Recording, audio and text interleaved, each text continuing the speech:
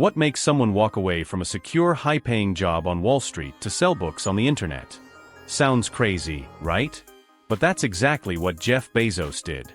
He gave up a prestigious role at a top hedge fund to chase a wild dream during the early days of the internet. That decision not only changed his life, it changed the world. In today's video, we're breaking down the real story behind why Jeff Bezos left his comfortable corporate life to start Amazon. What drove him, what risks he took, and what we can all learn from his bold leap into the unknown. Before founding Amazon, Jeff Bezos wasn't struggling or working a dead-end job. In fact, he was doing extremely well. After graduating from Princeton University with degrees in electrical engineering and computer science, Bezos landed several high-profile positions on Wall Street. Eventually, he joined D. Shaw, one of the top hedge funds in New York City, where he quickly climbed the ranks and became senior vice president by age 30.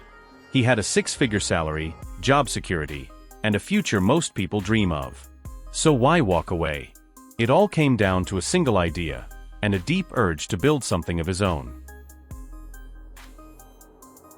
In the mid-1990s, something massive was happening. The internet was exploding. Bezos came across a statistic that changed everything. Internet usage was growing at 2,300% per year. That number stuck in his mind. He realized this wasn't just a trend, it was a tidal wave of opportunity.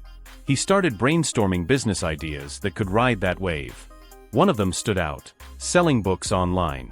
At the time, there were millions of book titles in print, but no physical store could stock them all. The internet, however, had no shelf space limits. It was the perfect fit. Bezos saw the potential and couldn't stop thinking about it. But here's where the real story kicks in. Bezos now faced a huge choice: stay in his stable, high-paying job, or leave it all behind to chase an internet dream no one was taking seriously. He later called it the regret minimization framework. He asked himself, when I'm 80 years old, will I regret not having tried this? The answer was yes. He knew that if he failed, he could live with that. But not trying at all? That would haunt him.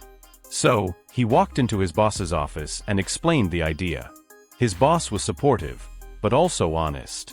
He said, "This sounds like a great idea, for someone who doesn't already have a great job."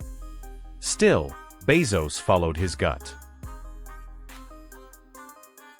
In 1994, Bezos packed up and moved to Seattle with his wife Mackenzie. Why Seattle? It was close to book distributors and had a strong tech scene.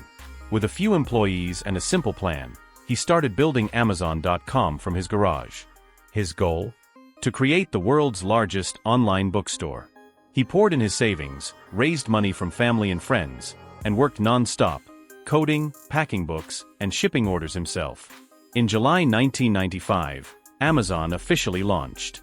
Within 30 days, it was selling books across the US and in 45 different countries. Bezos didn't start Amazon to get rich quickly. He believed deeply in the long-term potential of the internet and in customer obsession. In fact, 4 years, Amazon wasn't even profitable. Bezos reinvested nearly everything back into the company to improve the customer experience, grow the business, and innovate faster than anyone else. He once told shareholders, "It's all about the long term." His mindset was about building something enduring, not chasing quick profits. Jeff Bezos' story isn't just about luck or timing, it's about courage, vision, and calculated risk. He left a secure path to follow a dream that made no sense to most people. He trusted data, followed his instincts, and prepared to fail forward. And the result? Amazon became one of the most powerful companies on Earth, and Bezos became the world's richest person. But the real lesson here is this: your comfort zone can be your biggest trap. If you want to build something extraordinary, sometimes you have to walk away from good to chase great. Jeff Bezos' decision to leave his job and start Amazon wasn't just bold, it was transformative. It shows us what's possible when you bet on yourself, take calculated risks, and believe in a future that others can't see yet. So the next time you hesitate on a big decision, ask yourself the same question Bezos did: when I'm 80, will I regret not doing this?